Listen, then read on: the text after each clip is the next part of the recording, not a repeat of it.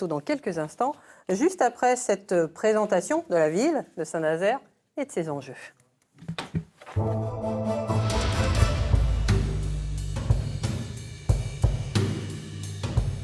Il flotte comme un parfum de renaissance à Saint-Nazaire. La capitale de la construction navale joue la coquette. Avec ses 3 km de remblais réaménagés et sa place du commando relookée, elle tente de redevenir la station balnéaire réputée qu'elle était avant-guerre, sans renier pour autant son passé ouvrier. Ici, on fabrique en taille XXL des tronçons d'Airbus face à la Loire et des bateaux face à la mer qui font la fierté de la ville et son économie. Conséquence, pour plus de 69 900 habitants, le marché de l'immobilier grimpe en flèche.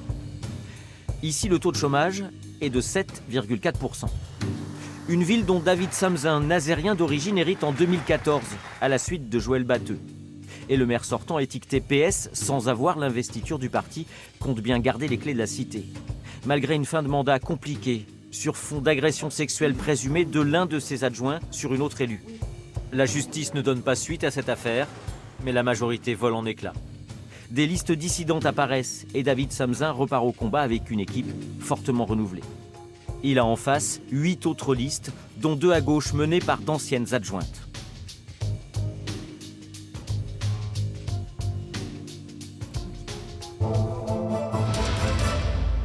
Place donc au second débat de cette soirée avec à mes côtés un autre journaliste de Ouest France, Mathieu Marin, chef de la rédaction de Saint-Nazaire. Bonsoir Mathieu.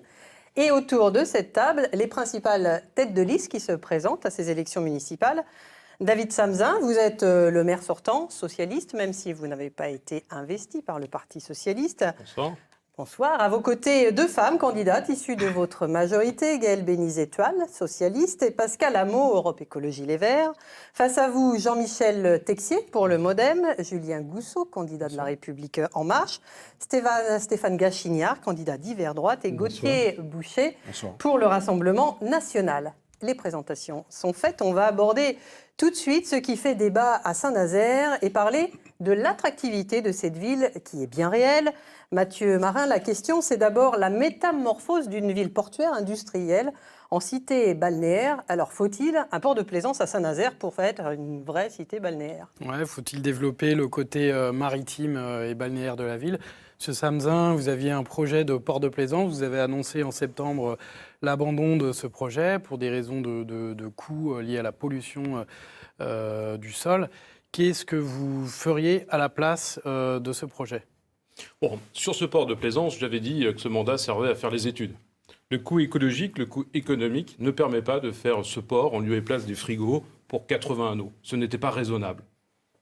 Au regard de ces études, la décision a été prise. Je suis par contre convaincu que Saint-Nazaire a une destination sur le plan du nautisme. Il nous faut diversifier notre économie, il faut y compris aider à transformer l'image de cette ville. Et le port, son entité propre, son bassin, doit permettre d'accueillir du nautisme. Pascale Hameau, vous êtes d'accord avec ça ? Alors non, je ne suis pas d'accord ni avec ce projet de port de plaisance, ni avec les 20 millions qui étaient fléchés ou sur le coût estimé. Nous avons, fait plutôt le choix d'anticiper et de préparer notre ville au réchauffement climatique. Donc, qu'est-ce que vous faites à la place du port de plaisance sur le site ? Alors, le site étant pollué, nous avons des plantes qui dépolluent les sols. Moi, ça ne me dérange pas de laisser des plantes qui dépolluent naturellement pendant 2 ans sur ce site, sachant que la végétalisation de la ville est aussi un projet important et que si on peut dépolluer de manière végétale, c'est un projet qui est peu coûteux et qui serait plaisant et qui apporterait tous les bénéfices pour très peu, vous imaginez, un coût très réduit. Gaëlle Bénizet-Toile, vous faites quoi de ce site ? Est-ce que Saint-Nazaire doit avoir un port de plaisance ?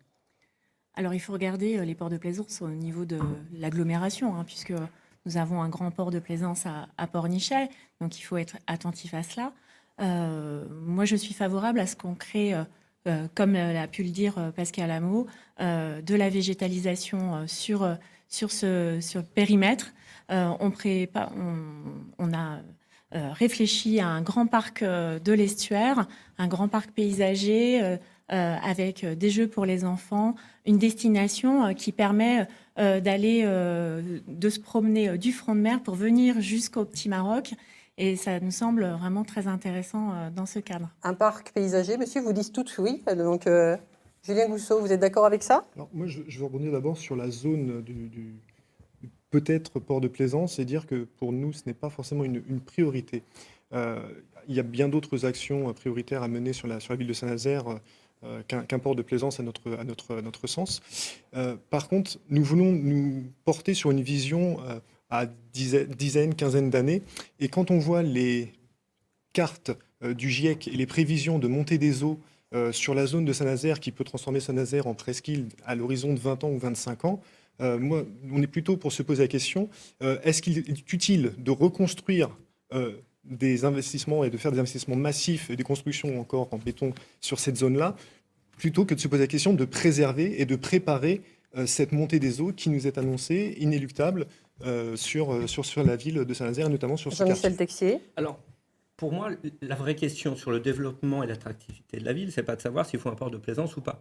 Ça peut y contribuer. Ça peut y contribuer. Ce qu'il faut, c'est proposer des choses aux Nazariens. Il ne faut pas arriver avec une idée de port de plaisance, il faut arriver avec des idées et concerter les Nazariens. C'est ça qui est important, d'apporter en fait plusieurs... Et votre idée à vous, c'est quoi? C'est justement de proposer plusieurs choses aux Nazariens. En fait, on n'a pas la science infuse. Enfin, une ville ne doit pas se développer à l'image du maire ou d'une équipe municipale. Elle doit se développer avec ses habitants et elle doit se développer à partir de propositions. Mais à partir de plusieurs propositions et de faire participer les Nazariennes et les Nazariens, de les faire voter en fait sur l'idée d'un projet. Gauthier Boucher, vous les faites voter ou vous décidez vous-même? Je pense que ce n'est pas aux décideurs publics de décider seuls. Effectivement, les Nazariens doivent faire savoir quelle serait leur volonté en lieu et place du port de plaisance. Effectivement, il pourrait y avoir une consultation citoyenne. Et vous avez une petite idée de ce qu'on pourrait y faire? Moi, personnellement, je pense qu'effectivement, il faudrait verdir un petit peu tout ça. Mais on a l'impression que les différents candidats veulent mettre un peu plus de végétal uniquement sous la forme d'une petite pastille écologiste. Je suppose que les Nazériens devraient être les premiers décideurs, qu'il faut leur proposer éventuellement différents scénarios et puis peut-être organiser une consultation citoyenne. Stéphane Gachignard, je vous voyais dire non. Je dis pas non, je dis que je souris quand on parle de pastilles écologiques. Je crois que c'est un enjeu qui est suffisamment important pour qu'on ne le prenne pas comme un gadget ou une pastille. Au-delà de ce port de plaisance, je pense qu'il faut travailler sur la vocation maritime de Saint-Nazaire, que Saint-Nazaire doit retrouver. Et c'est donc peut-être un port de plaisance par l'endroit qui était convenu. Et j'ai déjà dit il y a quelques mois qu'à cet emplacement-là, j'avais pensé à un jardin. J'ai fait une vidéo sur le sujet. Donc ça, c'est pas une nouveauté. À quel endroit le port de plaisance, si c'est pas à cet endroit-là? J'ai pas la solution. Je pense qu'il y a plusieurs hypothèses possibles. Il y a l'emplacement laissé par la grande esplanade du Petit Maroc, avec une porte qui communique directement sur la Loire. Il y a d'autres emplacements autour des jetées qui peuvent être envisagés. Je crois qu'il ne faut pas s'interdire de le regarder. Il faut se poser on voit bien qu'il y a beaucoup de scénarios et que vous allez concerter les habitants. Saint-Nazaire Attractive a besoin de logements. On va en parler maintenant. Alors, est-ce qu'il faut densifier? Il y a des projets de tours d'habitation qui sont aujourd'hui très controversés. Écoutez d'abord ce qu'en disent les habitants de Saint-Nazaire. Non. Non. 2 tours de 16 étages. Alors, non, c'est fou. 3-4 étages, c'est bien, quoi. Mais pas des grandes tours. On n'est pas en banlieue parisienne. Oui, parce que déjà, il manque de logements, déjà. Si c'est pour les habitations, oui. On construit pas mal. Il y a pas mal d'arrivants avec les chantiers, Airbus, etc. Mais je trouve que ça va un peu trop vite et il faudrait peut-être faire attention, justement, à ne pas trop construire. Non, Saint-Nazaire n'est pas construit sur un modèle de grande tour. Tous les immeubles sont bas. Et moi, je trouve que c'est très bien comme ça. L'espace à la verdure, je trouve que c'est assez bétonné. Et il faut laisser un peu de place aux arbres et aux parcs. Alors, laisser de la place aux arbres, c'est ce qui vient d'être dit. Est-ce qu'il faut densifier la ville, construire en hauteur? Mathieu Marin, c'est le problème d'une ville attractive, en fait. Ouais, on voit que ça fait débat. Pascal Hameau, vous qui êtes adjointe à la transition énergétique, qu'est-ce que vous pensez de ce projet et qu'est-ce que vous en faites si vous êtes élu? Alors moi, je suis assez d'accord avec les Nazériennes et les Nazériens qui s'expriment. C'est-à-dire que Saint-Nazaire, c'est une ville à taille humaine et je pense qu'elle doit le rester. parce que beaucoup de métropoles aujourd'hui souffrent, et à commencer par Nantes, d'un trop-plein d'attractivité, de bétonnage, de saturation. Donc il faut arrêter l'attractivité de Saint-Nazaire, dire stop, vous ne venez plus à Saint-Nazaire, on arrête de construire des logements. Il faut la gérer de manière à ce que cette ville reste à taille humaine, agréable à vivre, comme les Nazériens et les Nazériennes le disent.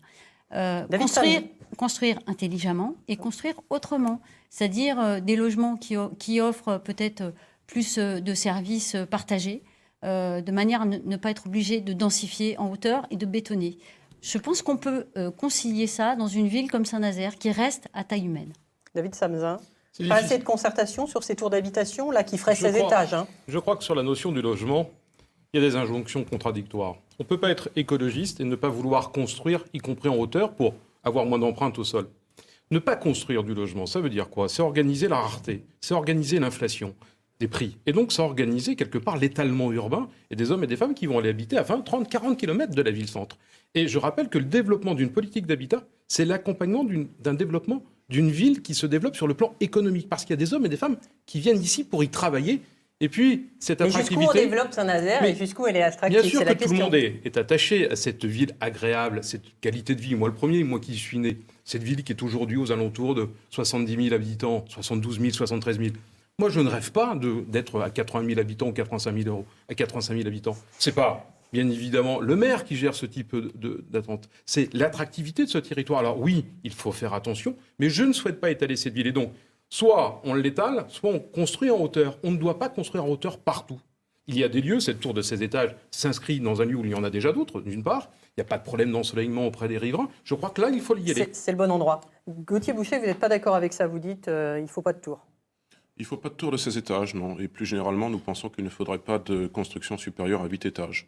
Et nous écoutons les doléances des Nazériens et plus spécifiquement les habitants du quartier de Plaisance qui nous indiquent que majoritairement, ils ne souhaitent pas ce projet et qu'ils n'ont pas été écoutés à la fois dans les ateliers de travail qu'il y a pu avoir avec la mairie et puis même au conseil municipal. Parce que lorsque nous portons ce sujet au débat, nous sommes raillés, nous, Rassemblement National, alors que finalement, parmi tous les groupes politiques en présence, eh bien, nous sommes le seul à avoir voté contre le projet Harmony of the Sky. Les écologistes eux-mêmes ont approuvé ce projet. Ah, non, c'est faux. Excusez-moi, monsieur. Non, c'est vrai. Ben non, Il suffit de vérifier le procès-verbal de la séance du 22 novembre. Nous n'avons pas voté puisque nous avons dit qu'il n'y avait ni concertation, ni garantie de préservation des arbres. Sous la promesse, encore une fois, d'un peu de verre, ce qui est très léger. Alors, pour ma part, je me souviens très bien de ce conseil municipal. Et Madame Hamon, nous nous sommes abstenus. Parce que nous avons été plusieurs à s'abstenir. Tout à fait. D'accord ou pas d'accord pour densifier la ville et construire en hauteur, Jean-Michel Texier? Je suis d'accord pour densifier la ville. Pourquoi je dis ça? Parce que je suis contre l'étalement urbain. Je pense qu'à un moment, par contre, il faut qu'on arrive à casser de l'existant, détruire de l'existant pour reconstruire différemment. Je me suis abstenu sur ce projet. Pourquoi? Rapidement? Oui, très rapidement. Parce que ce projet... Quel courage, monsieur Texier. S'il vous plaît. Parce que, en fait, sur ce projet, il n'anticipe pas les futurs besoins en termes de normes écologiques. On n'a pas de système de production d'énergie, partiel ou total. On n'a pas de système de récupération d'eau de pluie pour arroser les communs. On n'anticipe pas. Gaëlle Bénizet-Tual, il faut construire, densifier ou pas? Il faut être attentif à la densification de la ville, puisque on est une ville attractive, on le voit. L'emploi se porte assez bien sur notre territoire, donc on a besoin de logements. Mais par contre, et ça ne doit pas se faire à n'importe quel prix, il faut préserver les espaces naturels. Notre ville, elle est très minérale, donc il faut végétaliser la ville. Nous avons le projet de planter 25 000 arbres supplémentaires sur la ville, d'avoir... Et vous construisez ou pas? Oui, il faut construire. Il faut construire sur la ville également. C'est cette fameuse tour d'habitation de 16 étages. Évidemment, il faut dire les choses. Oui, on construit, bien sûr. On construit, on est en zone tendue. Allez-y, Julien Cousseau. Bien sûr qu'il faut construire. Bien sûr, on est en zone tendue, c'est déjà le bien immobilier devient une rareté sur notre territoire. Donc les prix grimpent. Donc les prix grimpent également. Donc oui, il faut construire. Par contre, il faut construire, et là nous sommes tous d'accord, il faut construire intelligemment. Ça veut dire quoi ça? Intelligemment, ça veut dire effectivement mettre de la concertation pour prendre le besoin au plus près de ceux qui vont utiliser ces logements. Donc il faut une meilleure concertation des habitants ou des futurs habitants. Ça, c'est indéniable. Et 16 étages, c'est trop haut pour vous? Alors, 16 étages, peut-être que sur ce site, précisément, peut-être, je n'ai pas été partie prenante des études et des éventuelles concertations, on peut s'interroger par rapport à la place où il est situé, etc. Mais faire du dogmatisme en disant moi élu, je fais du R+4 uniquement, etc., et partout dans la ville, c'est un non-sens. Il y a des lieux où, effectivement, des hauteurs vont s'adapter plus ou moins facilement par rapport au cadre, etc. Donc, déclarer arbitrairement du R+4, voilà, c'est pour moi une facilité. Je pense qu'il faut prendre alors de la hauteur par rapport à la discussion et non pas par rapport aux immeubles. 16 étages ou moins Non, mais je suis un peu affolé de la teneur de ce discours où on s'écharpe, savoir si tu as voté, pas voté. Je pense qu'il faut que dans notre ville, on retrouve de la sérénité et de la capacité à travailler ensemble. Et c'est ce que nous proposons avec Fier de Saint-Nazaire. Sur les immeubles eux-mêmes, je crois qu'effectivement, on va être contraint de construire un petit peu en hauteur, mais je pense surtout qu'il faut penser le travail à long terme.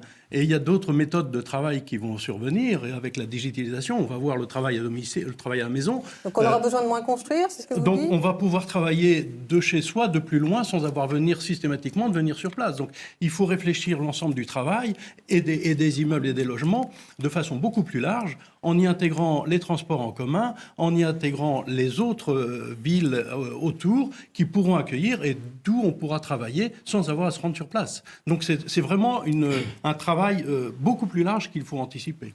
Deuxième thématique que nous avons choisi d'aborder, c'est le bien vivre à Saint-Nazaire avec les problèmes d'écologie et de santé.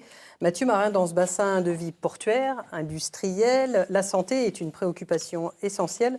Le taux de décès par cancer est ici plus important qu'ailleurs. Ouais, il y a des chiffres inquiétants qui ont été publiés récemment. Donc une surmortalité par cancer chez les hommes de moins de 65 ans, presque 30%. Il y a des causes qui ont été dégagées, c'est notamment l'alcool et le tabac.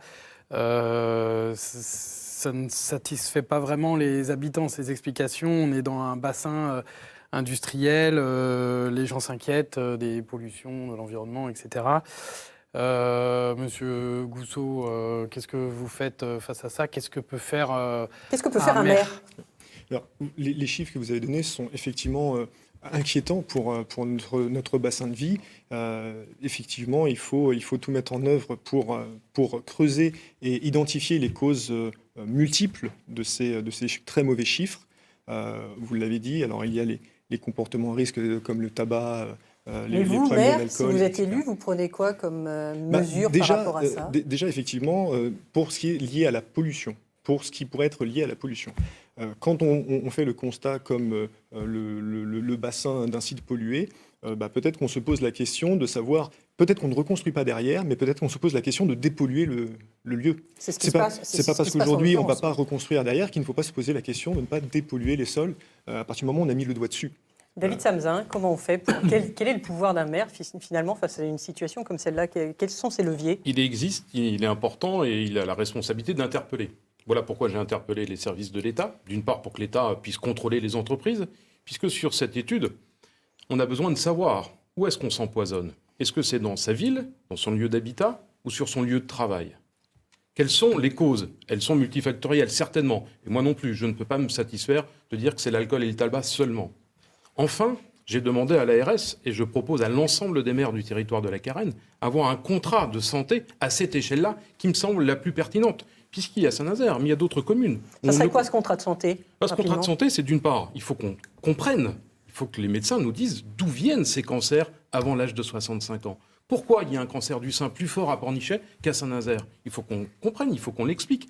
Est-ce que c'est le bassin de vie? Est-ce que c'est l'entreprise? Est-ce que c'est l'emploi qui détermine quelque part cet empoisonnement? Donc il faut absolument que nous partagions, et j'ai demandé à l'État... Donc le rôle du maire, là, ça va être de chercher et de trouver... Et en tout cas, d'organiser surtout le maître mot sur le sujet, y compris l'actualité internationale, mondiale, c'est la transparence. Voilà pourquoi j'ai demandé à monsieur le préfet, monsieur le sous-préfet, et au directeur de l'ARS, le ministère de la Santé, d'avoir une conférence annuelle sur le sujet. Je crois qu'il nous faut travailler ensemble à livre ouvert, les industriels, les services de santé, l'hôpital bien évidemment et la collectivité locale. Je suis assez d'accord avec vous, monsieur Samzin, mais je suis assez surpris que vous n'ayez pas posé la question lorsqu'il y a eu le rapport en 2013. Ce rapport, ça fait maintenant 7 ans qu'il existe. Et aujourd'hui, depuis qu'on en a un de 2017, alors on s'inquiète et on interpelle les services de l'État. Je pense qu'il aurait fallu s'y prendre avant. Qu'est-ce qu'on fait maintenant, monsieur Alors, Gachignard ? c'est ce qu'on fait maintenant. Et je pense que, malheureusement, l'étude épidémiologique qu'on va avoir nous donnera les conséquences de ce qui s'est passé il y a 10 ans ou il y a 15 ans. Parce que ce sont les pollutions d'il y a 10 ou 15 ans qui causent les morts aujourd'hui. Qu'est-ce qu'on fait et maintenant ? aujourd'hui, il faut réunir les industriels, réunir le personnel de santé pour essayer de définir ensemble quels sont les risques aujourd'hui, mais pour faire baisser la mortalité dans 10 ou 15 ans. Parce qu'on ne le fera pas baisser immédiatement. Gaëlle Bénizet-Toile, vous en pensez quoi et qu'est-ce que vous faites ? Je pense qu'il faut être très ferme auprès de l'État sur nos inquiétudes, puisqu'il en va de la santé de l'ensemble des habitants de l'agglomération et au-delà. Il faut lutter contre les pollutions. On a eu le fait qu'une entreprise ne respectait pas les normes. Et donc là, il ne faut pas laisser des mois aux entreprises pour se mettre aux normes. Il faut être très ferme auprès des services de l'État. Il faut fermer l'entreprise ? Soit il faut fermer, soit il faut se dire clairement les choses et de dire vous avez X mois, mais pas plus, parce que là, on prend des délais qui peuvent être très très longs. Et puis au niveau du grand port maritime, être acteur du grand port, pour faire en sorte que les navires à quai soient connectés au réseau électrique local, et ce qui fait que les moteurs diesel ne pollueront pas notre ville également. Jean-Michel Texier. Oui, moi je pense qu'on peut aller au-delà de ça, parce qu'aujourd'hui, on ne peut pas se contenter de ce que nous demande l'État. L'État, en fait, a une échelle nationale. Nous sommes sur un bassin très particulier, avec des polluants très particuliers. Les polluants d'aujourd'hui ne sont peut-être pas les polluants de demain et ne sont pas les polluants d'hier. Il faut qu'on soit capable de mesurer le dioxyde de soufre, il faut qu'on soit capable de mesurer le dioxyde d'ammoniac, il faut qu'on soit capable de mesurer ce qui correspond à nos industries de façon à pouvoir agir derrière. L'idée, c'est pas de mesurer pour mesurer, c'est de mesurer pour mettre en place des actions, un plan d'action. Et là, on pourra mettre effectivement tout le monde autour de la table. Mais si on faisait aujourd'hui, on le fait à partir de quelle étude ? On ne sait pas. On mesure et ensuite, on réunit. Pascal Amo d'abord. Oui. Alors nous, sur notre liste, on a plusieurs professionnels de la santé, infirmières, sages-femmes, médecins et médecins cancérologues. Vous n'êtes pas la seule. Et je peux vous dire que c'est un sujet qu'on a non seulement étudié, mais qui nous préoccupe tout autant que la population. Alors nous, c'est très simple. La surmortalité sur la carène, c'est un sujet qu'il faudra porter même au niveau national. Donc s'il faut aller demain à l'Élysée, à l'Assemblée nationale, nous irons demain le porter au niveau national. C'est un sujet. Le pouvoir d'un maire, c'est ça, c'est d'aller à l'Élysée et dire faites quelque chose. Bien sûr, si demain je suis élue, j'irai voir le président, j'irai voir l'Assemblée nationale et je leur dirai, s'il faut, ce sera un sujet national, tout comme le glyphosate. Il s'agit de santé publique et il s'agit d'une préoccupation de la Carême comme de toutes les zones industrielles. Et soyez convaincus qu'on sera avec vous. Voilà. Nous, Très bien. On fait le même constat. Mais ce que je ne comprends pas, c'est pourquoi attendre d'être en campagne pour mettre des propositions aussi fortes sur la table. Si les études elles pouvaient être déclenchées, elles pouvaient être lancées pendant que vous étiez déjà au Conseil. Puisqu'en plus, il y a une unanimité sur le sujet. Oui, j'aurais été maire, je l'aurais fait. Attendez, cette conversation est surréaliste. D'une part, ce sont les compétences de l'ARS. Le maire, en 2013... L'Agence régionale de santé. Le ministère de la Santé. Cette étude, elle ne fait que constater ce qui s'est passé. Vous avez raison, bien évidemment. Mais dans la responsabilité politique qui est la nôtre, ce n'est pas le maire qui décide l'ensemble de ces études. Il doit embarquer la communauté. Oui, on est d'accord. Et c'est ce que nous avons fait. Et quand le directeur de l'ARS est dans mon bureau, voilà, 3 mois ou 4 mois, pour annoncer ce plan en présence de monsieur le sous-préfet, c'est pas le hasard, ça vient pas tout seul. Et s'il vous plaît. Donc, d'une part, embarquer, et l'autre point, ces conversations, c'est pas les conversations au point du feu. Quand vous parlez du port, à un moment donné, il y a un propriétaire et il y a les responsabilités des uns et des autres. Sur la santé, c'est la responsabilité de l'État. Et bien sûr qu'il faut interpeller le ministère, mais je ne laisserai pas penser non plus que l'État ne fait rien. Gauthier Boucher, vous aussi, vous allez à l'Élysée pour porter le dossier ? Disons que, selon moi, et selon le bon sens, ce n'est pas le maire qui décide seul. Effectivement, le maire, il va interpeller, mais c'est l'État, c'est le législateur qui va décider. Il y a quand même pas mal d'hypocrisie dans les discours qui viennent de précéder mon intervention. Les différents candidats disent qu'ils vont aller voir le député, la députée en l'occurrence, ou le président de la République. ce sont quand même des gens qui, tout en parlant de la pollution, des problèmes du grand âge, etc., ont plutôt aggravé ces problèmes ces dernières années par leur politique qu'ils n'ont soulagé ces problèmes. Et puis, juste pour conclure, il y a quelque chose qui me gêne, moi, avec la question de la pollution, c'est qu'on est en train de mettre en contradiction les activités industrielles de l'agglomération nazérienne et puis le besoin, bien sûr, de régler ce problème de surmortalité qui ne se réglera pas en quelques mois. Parce que si nous faisons des choses à l'instant T, effectivement, ça va se régler. Il faut privilégier l'économie et l'industrie, c'est ce que vous dites ? Il faut qu'il y ait un équilibre, en tout cas. Et il ne faut pas que l'alarme, qui est tout à fait légitime sur la surmortalité dans la région nazérienne, serve à des discours qui, globalement, sont des discours parfois décroissants qui peuvent inquiéter de manière légitime. Mais Monsieur Bouchet, même en la réunion à la Chambre de commerce et d'industrie avec tous les chefs d'entreprise, vous étiez présents, ils ont eux-mêmes parlé énormément d'écologie. Donc, ne dites pas n'importe quoi. J'ai tendance plutôt à écouter les Nazériens que la Chambre de commerce et d'industrie quand il faut parler. Aussi écouter les chefs d'entreprise, Monsieur Bouchet, sérieux. C'est une erreur d'opposer écologie et économie. Ce sont quand même les habitants de Saint-Nazaire qui ont le plus fortement une conscience écologique plutôt que les chefs d'entreprise. Je pense que l'écologie doit être notre moteur de croissance pour l'économie de demain. Et on voit avec nos activités, je pense notamment aux chantiers et Airbus qui font beaucoup de travaux en matière environnementale, tant dans la production que sur les navires qui sont développés. Je pense que c'est là notre avenir en matière d'écologie. Et donc, il va falloir, je suis désolé, je n'oppose pas écologie et économie, je pense que les deux marchent ensemble et que c'est notre force d'arriver à les faire marcher ensemble. Dans les polluants potentiels qui inquiètent les habitants, il y a les sous-traitants de l'aéronautique, M. Gachiner.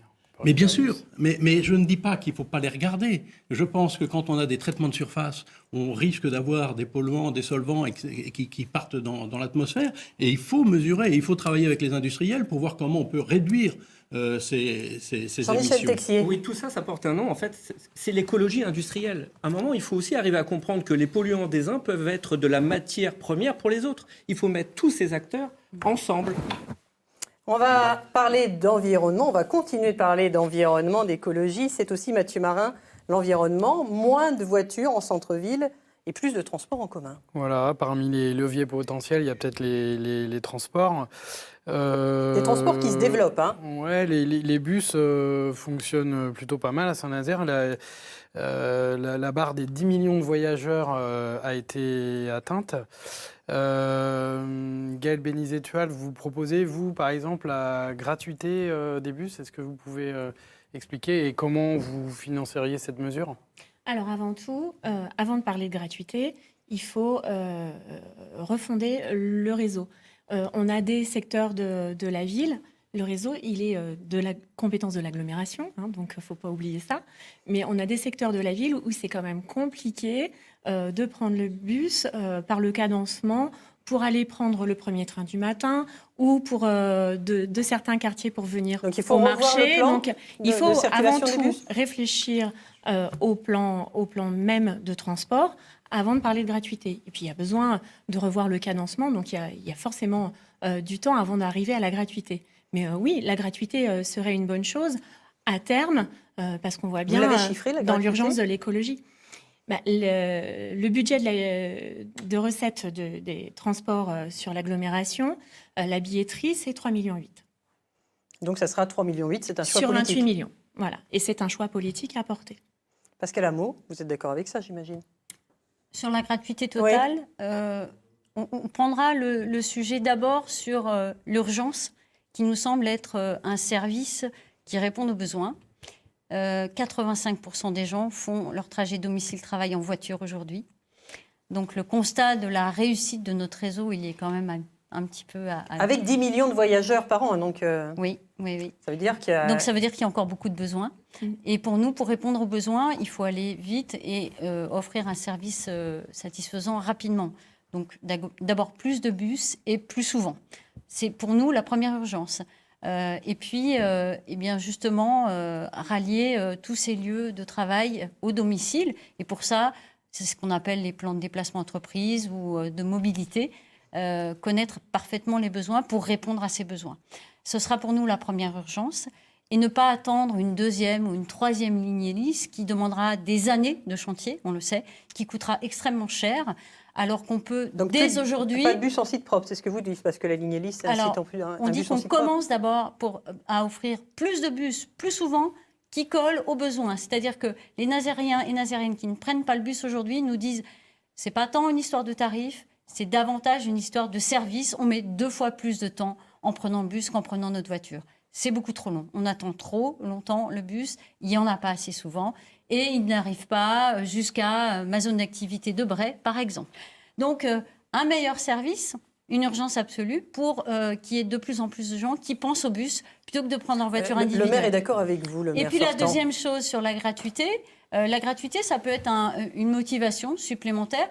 Nous, on propose de l'offrir le week-end rapidement pour redonner cette envie aux gens de prendre le bus peut-être et de se dire que finalement c'est pratique, on n'a pas besoin de chercher une place et c'est moins cher à financer. Donc on aura ces 2 leviers qui pour nous vraiment pourraient redonner envie aux Nazériennes et aux Nazériens de reprendre. Plus de bus et gratuit le week-end, vous êtes d'accord avec ça? Bon, je constate en tout cas le rétropédalage sur la gratuité des transports publics et je m'en réjouis. Moi, si je suis élu, c'est assez rapide. 2022, les travaux seront enclenchés pour la création de 2 nouvelles lignes hélices et une refonte complète du réseau.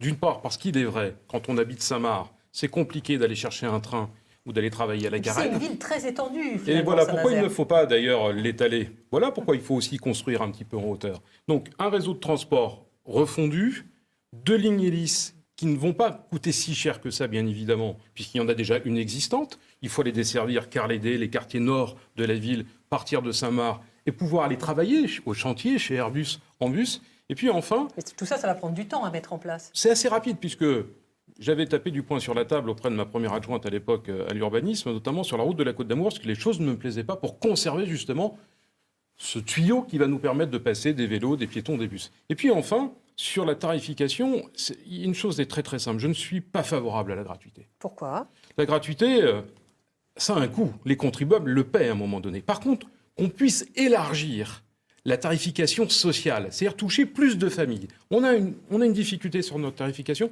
sociale auprès des familles et suivant la composition du nombre d'enfants. Et puis enfin, pour pouvoir aller chercher encore plus de voyageurs, puisque l'enjeu, c'est de permettre à celles et ceux de monter dans des bus, donc d'avoir un meilleur réseau, plus qualitatif, fiable, et puis pour leur donner l'envie, c'est de permettre d'offrir à chacun, à toutes celles et ceux qui le veulent, une carte préchargée, gratuite de 50 €. Alors ça ne coûtera pas 6 millions d'euros, comme j'ai pu le lire ou l'entendre. C'est une non-recette, mais par contre, ça sera donner envie à monter dans un bus.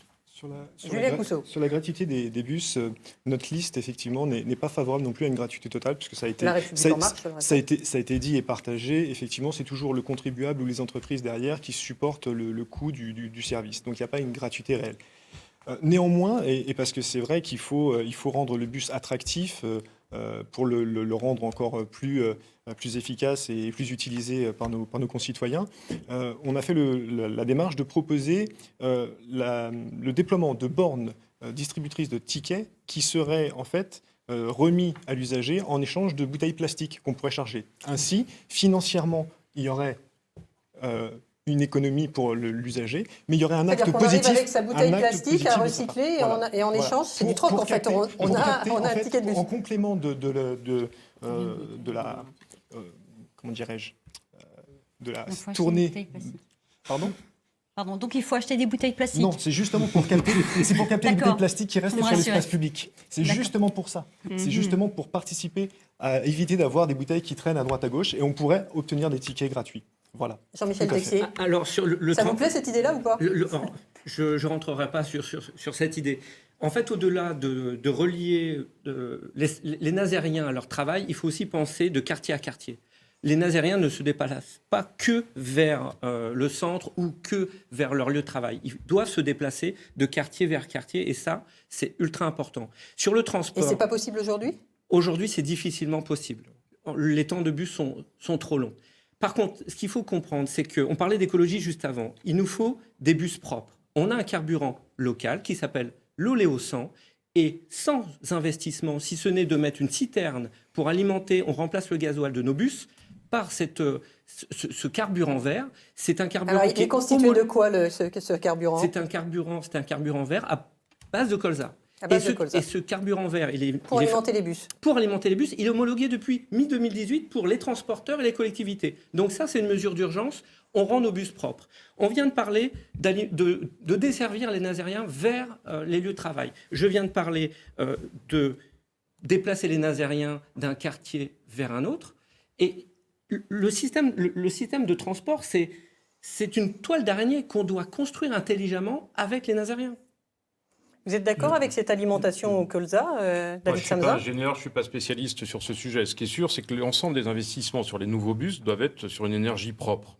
Les services de l'Astran sont en train de travailler, vous le savez, les uns les autres, encore plus vous, mesdames, puisque vous apparteniez à la majorité, voilà quelques mois.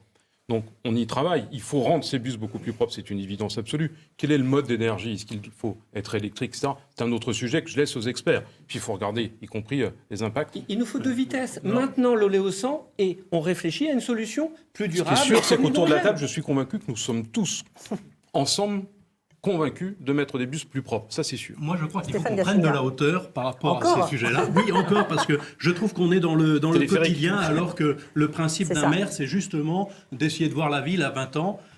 Et c'est pour ça que nous, on propose des télécabines qui ne sont pas plus coûteuses en investissement que des nouvelles lignes de bus. Hein, ça a été démontré. Ça coûte combien, vous savez?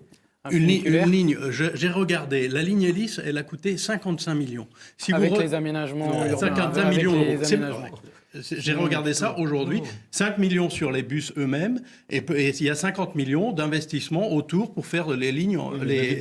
C'est la ligne hélice qui coûte 55 millions. C'est de l'espace public, etc. Enfin, faut pas caricaturer. Si, la ligne hélice a coûté 55 millions avec la place, le PEM, ce qu'on appelle le PEM. C'est-à-dire la place voilà. Et la ligne elle-même a coûté 25 millions d'euros. Tout à fait. Vos télécabines, elles partent d'où? Elles vont où? Qui peut les prendre? Ce que je veux dire, c'est que dites-nous, parce que vous êtes le seul à proposer ça autour de cette table. Mais oui, mais je suis le seul à Saint-Nazaire à le proposer, mais je ne suis pas le seul en France. Non, ça existe à Brest, par exemple. C'est en projet à Toulouse, c'est en projet également en région parisienne, c'est en projet dans beaucoup de villes à l'international. Mais elles partent d'où? Elles vont où? Elles ont bien un endroit où vous les mettez. De repenser Répondez à ma question. Elles vont d'où à vous, vos télécabines? Je vous réponds.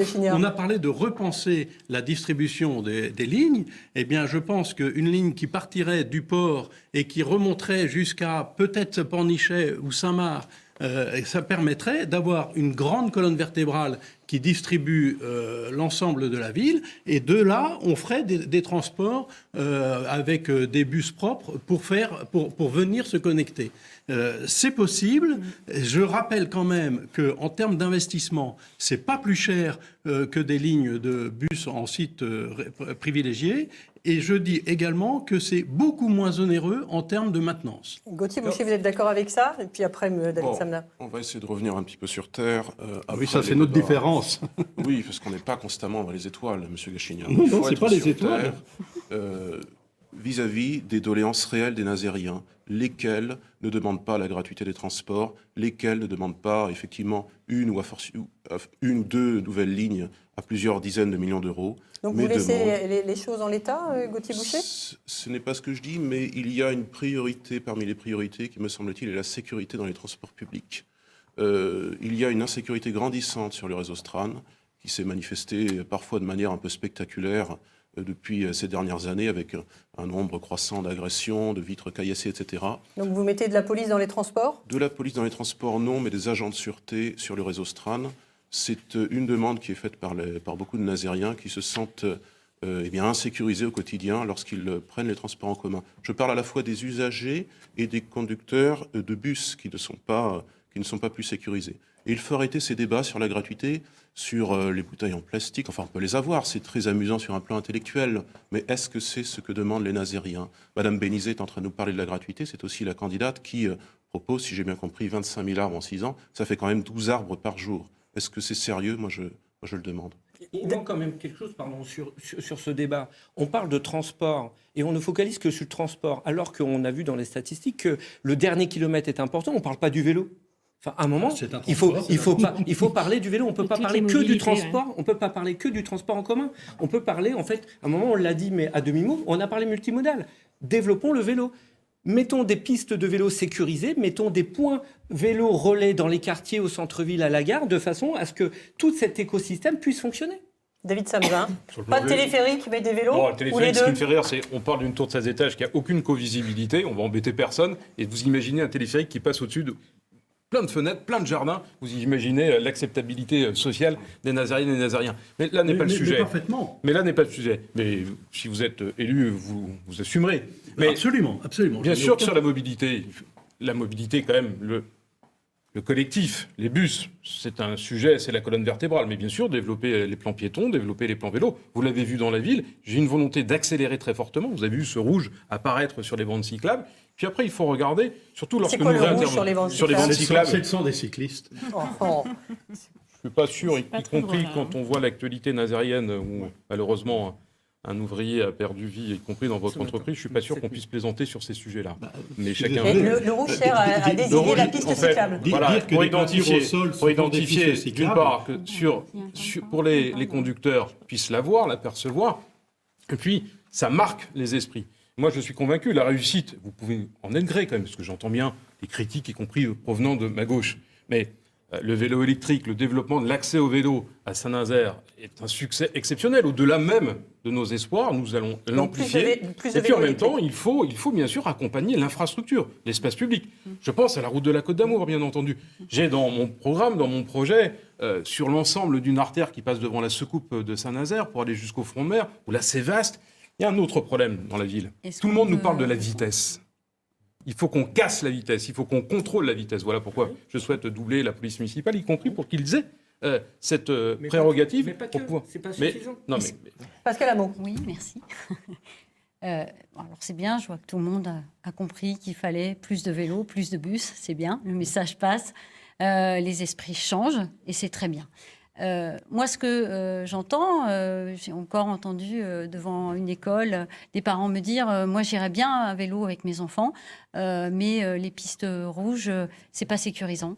Et, donc, il faut des pistes sécurisées en dehors sur les voiries. Je pense qu'il y aura plus de cyclistes si les pistes sont sécurisées. Il y aura plus de gens à prendre de bus s'il y a plus de bus. Gaëlle Bénizet. Je suis tout à fait d'accord avec Pascal Amo. Les bandes cyclables rouges sont très visibles, effectivement, mais sur les grandes artères que l'on peut avoir, autant avoir des pistes sécurisées. Moi, avec mes enfants, il y a certaines bandes cyclables, je ne les prends pas. Et je pense que les pistes cyclables, il faut non seulement les peindre, mais les sécuriser et les nettoyer. Moi, je fais partie de ceux qui prennent leur vélo pour aller travailler. Je vous promets qu'allez vous promener du côté du chantier en vélo, la piste cyclable, c'est l'endroit où on a tous les débris. Donc on ne peut pas circuler correctement en vélo dans Saint-Nazaire aujourd'hui. Julien Gousseau. Oui, d'ailleurs, sur le revêtement des pistes cyclables en question, il y a pas mal de questions des Nazériens sur le produit utilisé, parce qu'il y a des plaintes de glissade par rapport au revêtement par temps de pluie, par humidité, et le type de produit qui a pu être utilisé, parce que certains se sont plaints d'odeur au moment où les bandes ont été posées. Qu'est-ce qu'on fait alors ? Je pose la question, quel produit a été utilisé pour mettre sur ces Et vous, des pistes cyclables, vous en faites Bien plus sûr. Alors, de quelle façon ? Eh bien, des pistes sécurisées. Sur les voiries qui le permettent, la largeur qui le permettent, effectivement, une bande signalée par de la couleur nous semble clairement insuffisant et non sécurisant pour se déplacer en vélo. Donc il faut privilégier des espaces dédiés au vélo, uniquement au Gauthier vélo. Boucher, vous faites du vélo, vous, davantage aussi ? Je ne fais pas de vélo, mais oui. Je trouve assez piquant que certaines candidates ici se rendent compte que les pistes cyclables, pour certaines, sont impraticables, alors qu'elles sont toutes acceptées du sous-investissement dans la voirie depuis ces 6 dernières années. Sous-investissement dans la voirie, rapidement, David Sur la Samzin. voirie, on a une difficulté. Voilà pourquoi j'ai annoncé qu'on allait doubler ce budget de voirie. Ce sont des budgets lourds, importants. Je ne veux pas rentrer trop dans le débat technique, mais y compris en créant 2 nouvelles lignes hélices, etc. Cette compétence communautaire, autrement dit de l'agglomération. On a un souci sur la compétence vélo par rapport à l'agglomération, mais on a besoin aussi de faire financer l'ensemble de ces investissements par l'agglomération. Parce que J'ai noté dans beaucoup de projets, personne ne parle de pression fiscale, personne ne parle de budget. Mais un budget comme la voirie, c'est un budget énorme. Et donc, ça sera des choix politiques. Avant de refermer ce débat, ça passe très très vite, une question à chacune d'entre vous sur la gouvernance que vous voulez mettre en place à Saint-Nazaire. C'est dans tous vos programmes, mais on n'a pas le temps d'en parler. Quel maire serez-vous si vous êtes élu ou si vous êtes réélu? Gauthier Boucher. Eh bien, je serai, et ce sera la grande novation, un maire de Saint-Nazaire qui ne sera pas président de l'agglomération de la Carène. Je serai un maire pleinement au service de Saint-Nazaire. Je ne cumulerai pas les fonctions, les titres et bien sûr les indemnités. Et par ailleurs, en termes de gouvernance, je souhaite qu'il y ait de la part des élus un peu plus d'humilité et un peu plus de probité finalement. Je demanderai à mes élus à ce que leurs indemnités, lorsqu'ils voteront les indemnités en début de mandat, soient baissées de 30%. Et pour que... Donc ça ramènera les indemnités à quel niveau? Ça dépend s'il y a délégation, etc. Ce sera élu minoritaire comme majoritaire. Bon, je pense qu'un conseiller municipal d'opposition, puisque c'est un petit peu ma référence, sera à peu près à 170 € par exemple. Le maire, en tout cas, il donnera exemple en baissant son indemnité non pas de 30%, mais de 50%, c'est-à-dire qu'il touchera une indemnité de maire de 1 800 € mensuels, ce qui me semble globalement beaucoup plus proche de la réalité concrète de ce que vivent les Nazériens que de ce qui est pratiqué Merci beaucoup, actuellement. Gauthier Boucher. Stéphane Gachignard, quel maire serez-vous si vous êtes élu demain? Depuis 3 ans, avec l'équipe Fier de Saint-Nazaire, nous travaillons en groupe, en concertation. C'est d'ailleurs l'équipe qui m'a nommé, qui m'a demandé de prendre la tête de liste. Eh bien, cette concertation, nous la développerons davantage, avec notamment une écoute importante de l'opposition. Elle n'est pas suffisamment écoutée, l'opposition? Je pense qu'elle n'est pas suffisamment respectée aujourd'hui et qu'on l'a vu à travers certains conseils et des altercations malheureuses. Je pense, et je rejoins M. Gauthier Boucher sur l'humilité, je pense qu'il faut admettre que les uns et les autres peuvent avoir de bonnes idées et qu'il faut savoir les écouter. Nous travaillerons donc beaucoup avec les oppositions et nous travaillerons bien évidemment avec les Nazériennes et les Nazériens parce que c'est avec eux et avec elles que nous voulons faire la ville de Saint-Nazaire de demain. Julien Gousseau, quel maire serez-vous si vous êtes élu? Quelle gouvernance mettrez-vous en place? Je serai un maire responsable qui mettra en œuvre un programme qui a été écrit après un audit et des rencontres très nombreuses auprès des Nazériens sur le terrain. Vous ferez un audit de quoi? Des finances de la ville? Eh bien, on repassera tous les dossiers dont nous héritons dans leur application seront repassés dans 3 tamis. Le tamis de la participation citoyenne, savoir si la concertation a été faite et convenablement faite sur les dossiers. Le tamis aussi du développement durable, de l'économie et de la réalité ou de la capacité financière à faire le projet. Un maire de proximité, car nous voulons que tout Saint-Nazaire profite des politiques publiques et pas uniquement le centre-ville et le front de mer. Se tourner vers la mer, oui. Tourner le dos au quartier, non. Merci. Et le maire... Rapidement, juste une dernière phrase. Pardon. D'une ville où les générations vivent en harmonie, une ville amie des aînés, mais aussi une ville étudiante en devenir. Jean-Michel Texier, quel maire serez-vous? Est-ce que vous partagerez le pouvoir avec les citoyens? Alors, je serai un maire de proximité, un maire de terrain, un maire sur la lignée de ce que je construis avec mon équipe, l'équipe Saint-Nazaire avec vous. C'est-à-dire que travailler avec les quartiers, ce n'est pas juste un mot, on le fait réellement. La liste que je représente... Ça veut dire quoi, travailler avec les quartiers?